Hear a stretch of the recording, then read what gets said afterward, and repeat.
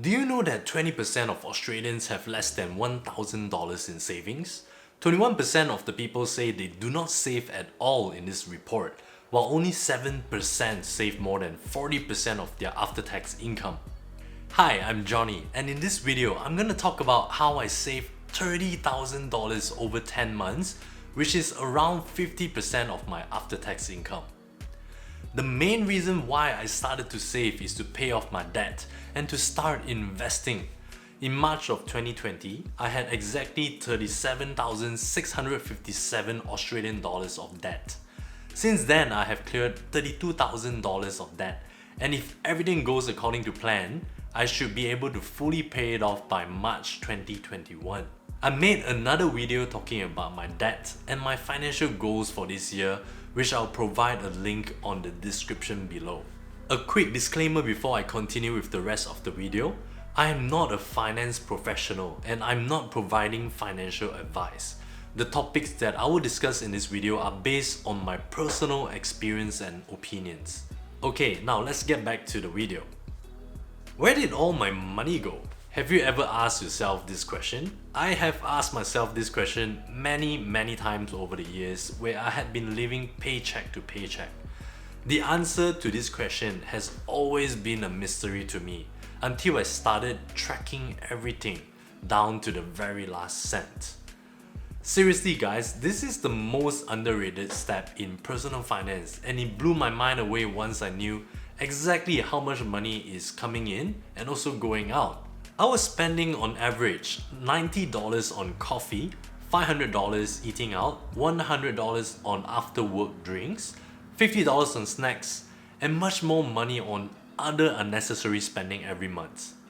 I've always thought that I wasn't a shopper, but in fact, I was buying small random things online like new camera gears, phone covers, wireless, earphones, speakers, bags, shoes, which I don't really need, and they end up collecting dust in the corner of my shelf.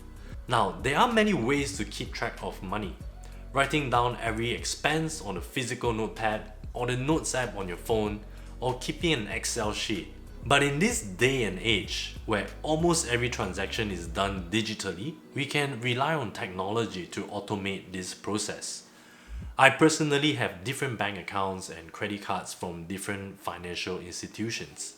Thankfully, there are many apps available now that integrates with other financial institutions that synchronizes all my accounts to generate a single snapshot of everything I have and owe.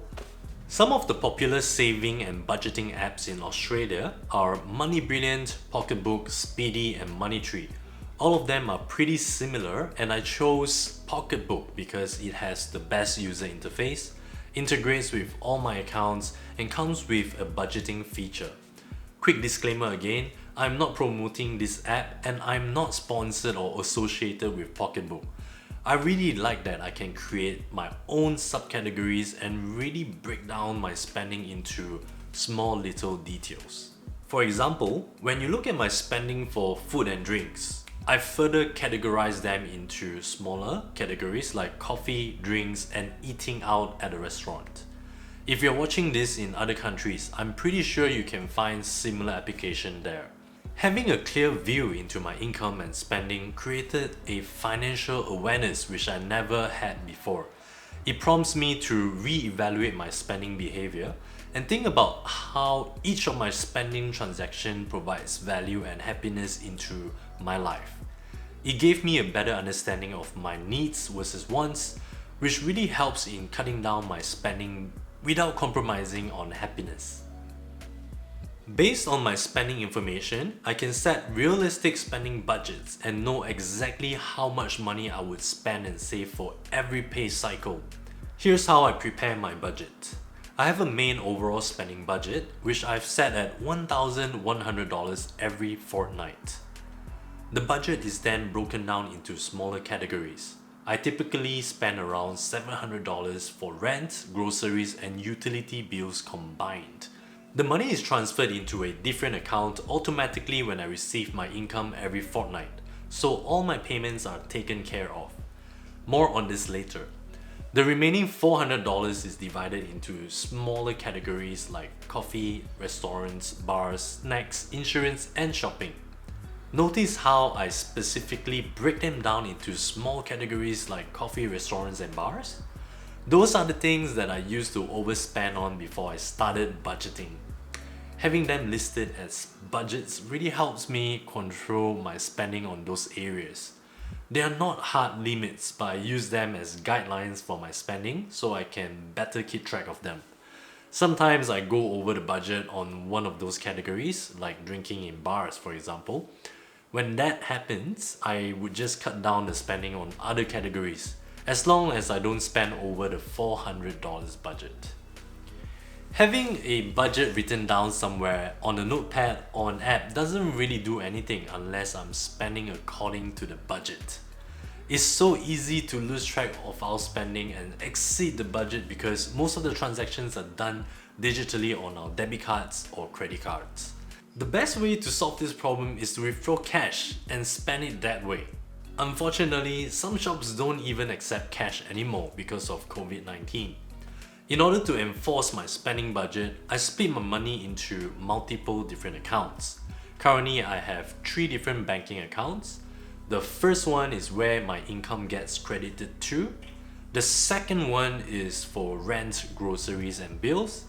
The third is a high interest savings account where I keep all my savings. To make my life easier, I have set up recurring transfers from the first account. Every fortnight after I receive my salary, $700 would get transferred to my second account where my rent and bills such as electricity, gas, internet and phone get deducted from automatically. I would keep $400 in my first account for other budgeted spending to use on my debit card, and the remainder would be transferred to a high interest savings account. Having separate accounts and allocating my budget into them enforces my spending and really helps me take control of my money.